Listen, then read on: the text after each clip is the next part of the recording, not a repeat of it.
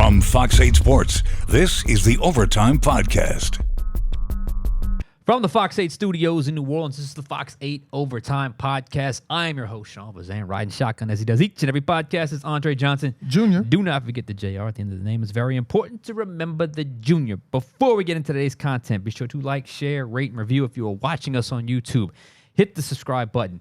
Get the bell notification for when we drop that fire content. And thank you for finding us on the Gulf Coast Sports and Entertainment Network, where we have also airing this podcast 3 days a week, sometimes more. All right. Speaking of fire content, boy, do we have one, a banger today. The Dennis Allen era is over in New Orleans. He is no longer the Saints head coach. On this Monday, tough day, crazy day, an unprecedented day when you just talk about the history of this franchise. Andre, you know that's where we have to go with the big picture. Dennis Allen is no longer the Saints head coach in what was a very, very, very interesting Monday out on Airline Drive. Yeah, you know, you were on Airline at the Saints facility since 10 a.m. this morning. Mm-hmm. I was asleep at 10 a.m. this morning, but when I woke up, I've got like 200 missed text messages. Everybody's talking about the news. I look at our Fox 8 group chat, and I see, get in when you can. It's going to be a long day. And it's been that kind of day as, you know, Foster Moreau talked first today at the Saints facility. Tyrann Mathieu, two New Orleans kids, talked today at the Saints facility before Darren Rizzi, the interim coach, talked for about 20 or so minutes, Sean. So what was it like just being out there for that long time? Well, I'm going to pull up one last thing here before I get going here, because you'll see why in a second. Okay, I was out there all day. You know, obviously the news breaks, so you're doing everything to just kind of reset your day and get out there. I hauled butt over there and got there a little bit before 10 a.m. when the news had started to really come out, and it's hard to describe the complete mood of everything, but let me just do my best to do so right now. First off, the game, the drama, you could just feel it, right? You know, 4th and 4, game on the line, but it was more than just a game on the line. You really could feel a job was on the line. A big-time job was on the line on that 4th down 4 end-of-game situation with the Saints and the Panthers, a team that had checked out on the season, a team that I believe started Bryce Young because they thought that gave them the best opportunity to lose, a team that traded away arguably the best offensive player like 3 days before the game. We know what happened. Carr's pass falls incomplete, and the rest is history. And look, you can see it on DA's face after the game. It was one of the few games I didn't go to. Juan Kincaid went to. He's from North Carolina, so he took the trip. And he kind of described it. And listening to the tone from the players in the locker room, it was all there. But even still, I wasn't completely convinced she was going to do it. She being team owner Gail Benson, because I truly believe this was her decision alone. I honestly think if she had left this up to Mickey Loomis, like she usually does, he would have let DA play the season out. I truly believe that. Now, why do I feel this way?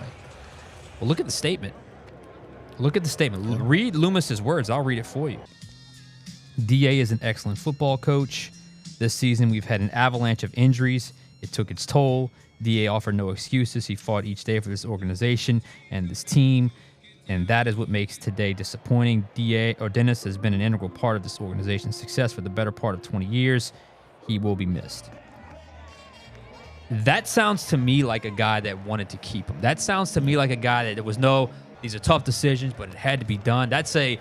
He had to deal with a lot of injuries. He still came to work every day. He was my guy. I wanted to stick it out, but maybe I got overruled. That's basically what it sounds like to me when it comes to Mickey Loomis's words. He didn't meet with the media today. Someone of prominence with a big-time decision like this is made mid-season. This is the first time under Benson ownership this has happened. The coach has been fired mid-season. Someone of prominence usually meets with the media, whether that's the team owner or the GM. Loomis was not there. Mrs. Benson was not there. They really should have been. Someone should have been there of from the front office or ownership. Yes, sir. I thought it was bizarre. Yeah. You mentioned that one of the biggest things that's ever happened in the history of this franchise happens, and the first player that we, the media, get to talk to is Foster Moreau. Yeah. Now, Foster Moreau, son of New Orleans, big-time touchdown in the game, great talker. He had a lot of amazing things to say. He was a great interview. But you would think the first person we talked to after the firing of a head coach wouldn't be the first or second string tight end on the team. Kind of felt like it was a little cowardly, to be honest with you. Yeah. Look, kudos to Foster. He handled a very difficult situation fantastically. He struck the right tone, the right emotion, and really he chose his words carefully, but they all came out right. And I will tell you why later, why I think that's a very, very important quality to have. I was at Saints camp all day, as we mentioned, and it's hard to put a true word to describe the mood or the emotion, but I'll do my best. The word I keep coming back to is inevitable. Yep. Inevitable. Everyone felt like this was coming at some point. It was just a matter of when. It cannot be understated just how against the grain and against the norm this is for a Benson-run team to operate. They never fire midseason. They didn't fire Hazlitt midseason amidst the Katrina chaos. They didn't fire Mike Ditka, who didn't come close to any of the success he had in Chicago back in the late 90s. They never do that. And they rarely, if ever, go outside of the hierarchy, the chain of command, which it certainly feels like they did here today. This is usually Mrs. Benson trusts Loomis's decision making. Again, I don't know the inner workings of the inner conversation, and perhaps she kind of convinced him, or whatever the case may be. But it certainly feels like this was her decision alone. Does this make Mickey Loomis vulnerable? Look, yes. Or at least in my opinion, he should be. I have and will continue to state the current state of the New Orleans Saints are bigger than Dennis Allen. This is an organization in decline. This is not a few tweaks away or a few problems away.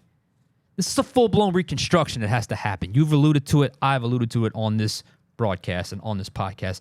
The roster is filled with past their prime veterans and ultra-young players who haven't developed enough. That is a major, major recipe for disaster and a major problem. And Loomis is at the top of the organization. Everything and everyone needs to be under scrutiny. The current roster, obviously, the boogeyman is gone, guys. The guy you can always pin it on, the scapegoat is now gone. And I will give you my reasons why I think it's obviously the right call to make. Now it's the players' butts on the line. The draft. They've got to start to reevaluate the philosophy on how they draft, whether it's the trade-up philosophy, whether it's the commitment to Ohio State players, or, in my opinion, the way they fixated on certain prototypes of certain positions that they draft a lot of.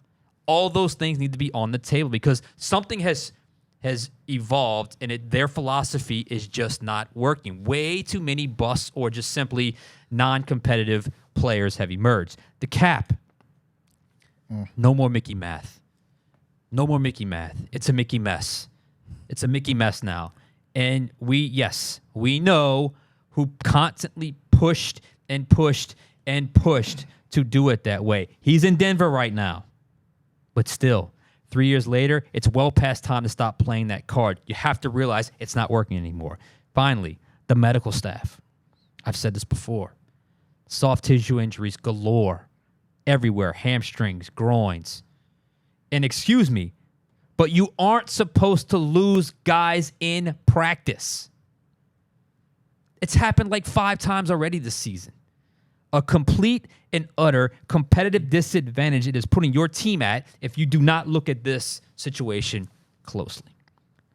So my message remains the same. Dennis Allen deserved to get the axe, but it's so much bigger than him.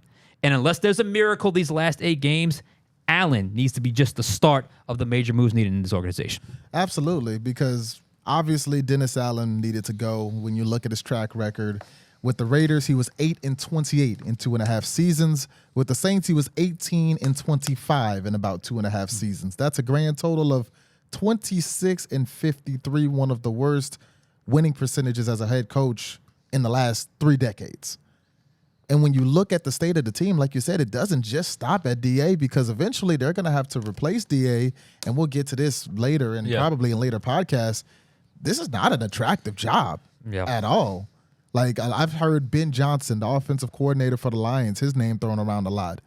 If you're one of the top coordinators in the league who's going to have probably several franchises, including maybe the Jets, looking to see if you want to be their head coach, and then you look in New Orleans and you see a team that's about $60 million over the cap, you see a team with a lot of aging veterans and, like you said, young players that haven't developed to where you would hope that they would be.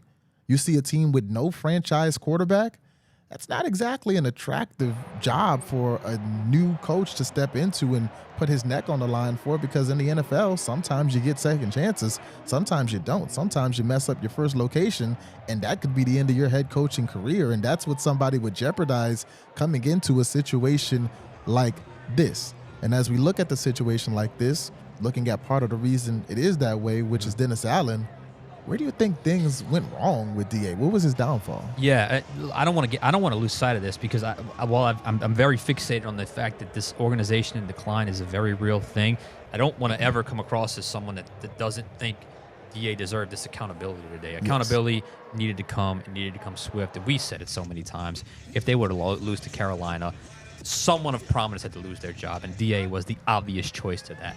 So let me make that clear as well, because I don't want to sound like I'm trying to save the man's job as head coach, because it had really run its course. And look, just certain things have happened that you just wonder, wow, what's going on here? Okay, so what went wrong with DA? First and foremost, all my Sopranos fans out there, I'm a huge Sopranos guy. He's a Silvio Dante. He's not a Tony Soprano. He's a Silvio. He's not a Tony. He's best suited as a consigliere or a trusted advisor. He's not the boss. That's okay. That's him. He's now been given 2 opportunities, including an opportunity in an organization where he would have only gotten the opportunity again, which is in New Orleans, the only organization that wanted to see him succeed more than any other. Allen is an elite defensive coordinator. Elite NFL defensive coordinator. He is a subpar head coach. Different skill set, different idea, different vision, different work ethic, different plan of attack, micro versus macro, different vision. How you got to deal with personalities more. It's more than just game day strategy and X's and O's. Now, where he failed, that's personality-wise, that's why it hadn't worked. But where he actually failed when it came to game day, or came to operation, or when it came to how he was as a head coach, one first and foremost, he lacked accountability. That's just it. When he took over back in 2022, just think about that. Back in 2022, you wouldn't have even known he was the head coach. He was so just not comfortable in that role. It felt like he was still a defensive coordinator, just happened to have the head coach title. Remember, we used this phrase a lot back then, the ghost of Sean Payton. Yep. It lingered. And we remember that back in 2022. They talked about accountability and talked about details and talked about discipline. It just felt like talk, because there was never enough. And frankly, some of the players Allen trusted to carry out the message of details and accountability were some of the biggest offenders. Were some of the biggest ones not holding themselves accountable. Were some of the biggest ones making the crucial mistakes. Some of the biggest ones showing a lack of discipline. Another issue. He and Mickey Loomis as a pair consistently failed in post-game or post-event messaging. Consistently. Their inability to strike the correct tone after a game or after a situation was mind-blowing and so frustrating to listen to. There are times, I can recall being at the Thursday night game, we're live, and I'm listening to him at the press conference. I'm like, once again, fails to strike the right tone. Yep. Loomis, the gum-smacking comparison, the gum-smacking press conference where he's comparing him to Hall of Fame head coach. He didn't do DA any favors there. Not at all. You talk about just totally tone deaf. DA emphatically apologizing after the Falcons win. This season, admitting he had no idea who called the timeout right before halftime of the Tampa. Was it the Tampa game or was it the Denver game? Was it Tampa? I think it was Tampa. Like, WTF, man. Like, seriously, you can keep that in-house. You don't have to bring that up. At no point during the 7-game stretch did he ever bang the table and say, this is unacceptable. The GM looked beyond the results. That's just... How are you going to excite a fan base or at least have any sort of feeling that you're heading in the right direction when you just consistently fail at messaging? And they may not think that's a big part of the operation, but it's huge. That's what the fans see. That's who your loyal fans or your customer base sees. Then look at the game that got him fired against Carolina. They burned 2 timeouts in the second half. They had a 12-minute on the field thing they had to burn a timeout for. Then when they got back on the field, there was 12 minutes again. They luckily got a guy off. Then there was another timeout they burned with a formation issue on offense where the play clock was running down. Details. How did that happen? Then 5 penalties. After Shamar Jean-Charles makes the great interception, I mean, incredible play. Yep. I thought that was going to be the game-sealing play. 5 penalties in the final 8 minutes. 5 crucial penalties, back-to-back holding calls, a face mask call, a pass interference call, a delay of game call. Discipline. Details, discipline, personality, accountability. That's why it didn't work out with Dennis Allen. I know they wanted it to, but that's why it did not work out. Now he's out of a job. And look, he's going to resurface. He will. He's going to resurface. I wouldn't be surprised if he ends up in Denver. He's going to resurface because he's way too talented of a defensive coordinator to not still be in the NFL. But he will no longer be a head coach in the NFL again. That sucks. But look, he had his opportunity, his second opportunity, and he absolutely did more than enough to earn the outcome that he got here on Monday. I agree. And I think what frustrates Saints fans so much is when a team brings in a new head coach. Typically, it's a situation like this where you're at rock bottom and you're looking for a guy to bring you to the top. That was not the case for Dennis Allen. Dennis Allen inherited a perennial playoff team. The Saints were in the playoffs in 4 of the 5 years before DA took over as head coach. In 2017, 11-5, 2018, 13-3, 2019, 13-3, 2020, 12-4. All playoff teams. 2021, they missed the playoffs, but they were 9-8. That's the team that Dennis Allen inherited. And when he got it, he took them down to 7-10, brought them right back up to 9-8, and now they're 2-7. And it's important to note that a lot of those years, while the Saints were making the playoffs, that was with Tom Brady in the NFC South. Yeah. Dennis Allen caught Tom Brady in his first year, was Tom Brady's last year. I believe the Bucs were 8-9 that year. They still won the NFC South. The next year, they were 9-8. Still won the NFC South. This was a very winnable division by the time Dennis Allen took over as head coach.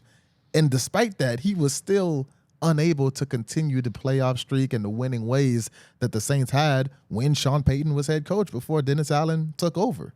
If you inherit a playoff team, they're hiring you to take it to greater heights. They wanted Dennis Allen to turn this into not just a playoff roster, but a Super Bowl roster, and he took it the other way. And you mentioned one thing you said was post-game messaging. And I looked back. We did a podcast on April 4th about a ranking that came out. They were ranking the NFL head coaches. Dennis Allen was ranked 24 out of 24, not counting the new coaches. And in another ranking, he was ranked 28th out of 28. And one thing I said on that episode, I went back and re-listened to it. It bothered me then. It bothered me after the game. And it still annoys me now, and I would love to talk to a Saints player one day that was in the locker room. The season finale last year, Saints versus Falcons, Jameis Winston calls the play. It goes against what Dennis Allen wanted. He calls the play to get Jamal Williams a touchdown. The same Jamal Williams that the year previous to that had led the NFL in touchdowns. He had 0 touchdowns with the Saints that season. Last game of the year, Jameis said, you know what? We love Jamal. This is our guy. This is his only chance. We're going to get him a touchdown. They get a touchdown. To me, Dennis Allen had an opportunity to earn a lot of respect, not only with his players, but with this fan base by coming out in a post-game press conference and saying, you know what? I did not make that call, but I understand why Jameis made that call. Jameis is, I go to war with these guys every week, and I'm standing behind my guys and in that decision. Instead, he almost stood on the opposite side of his guys and talked about how that's not, that can't be tolerated. Cared way too much about his Arthur Smith's feelings. Way too much. Arthur Smith, who was fired about 12 hours later. Yeah. Apologizing to their biggest rival, and whether you agree with what happened or whether you don't agree with what happened, we are, family. You got to stand by family. That team's supposed to be a family. Blood is thicker than water. all of their shirts say "Team over me," right? Team at the top. If team is at the top in that moment, whether you agree with Jameis or not, you stand behind Jameis and you stand behind your team and you stand on what just happened. And I think that would have earned them a lot of respect in the locker room, a lot of respect in the fan base. That did not happen. It went the other way, and it continued to go the other way until we are at where we are today. And just listening to the players talk yesterday, they seemed through with Dennis Allen. I listened to Alvin Kamara talk. I listened to a lot of those locker room conversations, and you could tell that this was coming today. It's funny how it all kind of works, They were out of reason. They were out of excuses. They were out of legitimate reasons why they can't win on Sunday. Terrible opponent, starting quarterback back, like a team that was so checked out on this season. Carolina may rethink the Bryce Young experiment now. Who knows? I mean, that's how bad it was. And that's how much they were... They didn't want to win the game. They didn't want to win the game. And the Saints go out and just blow it. In a game where they dominated. I mean, they dominated them. Go look at the stats. They dominated. You saw that 275-0 before Sunday with the out-rushing him, out-gaining him without a takeaway. I mean, it's just it ended up being the embarrassment that they couldn't overcome. And I go back to my original thought. It had to take a lot, because this is not how they normally do things. I mean, Mike Ditka was a disaster here. Disaster. And he still got to finish out that third season. So it had to have gotten to a point where they just felt like they had no control, they had a point of no return. And that's what happened. And Mrs. Benson made the call. And I just hope that she has the vision of looking just past this and think, okay, all our problems are solved now. We got rid of the biggest problem. Now we're going to get a new coach in here, and everything's going to be fine. Because there are layers to this that all need to be addressed and looked at, because when you sink this low, it's more just one man. Definitely. And you mentioned bringing a new coach in here. My question for you is, what if there is no new coach? Let's say the Saints, with 8 games left in this season, let's say they finish this season 6-2. They look completely re-energized under Darren Rizzi. They go 7-1, 6-2 to finish out the year. Is there a world where the Saints look at Darren Rizzi and say, we're going to keep this guy. We're going to promote him. We're going to take that interim off, and we're going to make him the New Orleans Saints head coach moving forward? Yes, I could see that. I honestly could. I'm not saying I would do that. Please, y'all kill me enough in the comments, please. No, I am not saying that. But I could absolutely see this franchise. Let's just say they make a crazy run. They win in 7 out of 8, and they go from 2-7 to 9-8, and they're on the doorstep of a playoff berth. Yeah, I mean, I could honestly look at them and say, you know what? We fixed the problem, and Rizzi's the guy. Let me say this about Rizzi. Rizzi has a personality that I think will catch. Because I think, as we look, and we're going to do a whole nother pod on this, because how much time do we have left? About 3 minutes or so? Yeah, about 3 minutes. More than anything else, from X's and O's and resume and what he's done as he or she, or the next coach, who they look for the full-time coach, there needs to be a presence about this person, which is going to weed out quite a lot of people that would look qualified on the surface. And I think Rizzi does have a presence. He's very energetic. He's very hands-on. He's very direct, which is, I think, what this organization needs. He has the full view of everyone because as a special teams coordinator, he deals with it, all the players. So this is a great opportunity for Rizzi. If they somehow run the table and they get back in the playoffs, then I don't think then I think honestly that could be something that they look at. But history has shown the interim energy generally wears off after the first couple of games, and usually it leads to hiring a new coach when the offseason gets here. I remember, I guess Antonio Pierce was the last one to get it. I can't think of the last interim to get the full-time job before Antonio Pierce. And ironically, Derek Carr's team with Rich Bisaccia, the last one to lead an interim coach to lead him to the playoffs. All those guys wanted Rich Bisaccia. That he didn't get it, even though we got him to the playoffs. So I don't know how it goes for Darren Rizzi. I do know it's an opportunity for him to show he's got it, and maybe that helps lead him to another opportunity or one here. But I do know this: what his organization currently is, I just think it's time to turn everything over. And unless there's a miracle, when I say miracle, run the table, win a division, get in the playoffs, and make a run, I think the Saints are looking at a new head coach come, I don't know, February or January, whatever the case may be. Yeah, I know a lot of fans probably want to see more of an offensive-minded guy come in and step in at his coach. It's not often that a special teams coordinator gets that opportunity. Obviously, Bill Belichick back in the day, Joe Judge for the New York Giants before getting fired, and Brian Daboll taking over that job. He was a special teams coordinator to get the job, but it's very rare that you see that. Again, the way the Saints are with their guys, and Rizzi is one of their guys, it wouldn't surprise me that they did it. There are some situations. The Carolina Panthers a couple years back had Steve Wilkes as their interim head coach, and that's the only time in the last 5 or 6 years that team has showed any signs of life. They wound up getting rid of him, bringing in Frank Reich. Frank Reich gets fired 11 games in. Steve Wilkes is thriving in San Francisco. So sometimes you regret letting the interim coach go, but other times you let him go and you bring in the next face of your franchise. So it's a risk you take. I think the Saints just need a new voice, need a new face. If you're going to blow this thing up, you might as well build it up from the ground. You're probably right. And look, I feel like it happens a little more in college, like with LSU and Ed Orgeron, than it does in the pros. I just feel like where this organization's at, if you're just trying to keep the train moving with the same people, I just don't think that's going to work unless it's a huge turnaround that cannot be ignored. How much time do we have left here? About 10 seconds. All right, 10 seconds. All right. Sorry for spilling that water on my shirt there. This kind of goes with the day, but we're going to have to sign off now. So for Andre Johnson Jr., I am Sean Fazende. We will catch you guys next time on Overtime.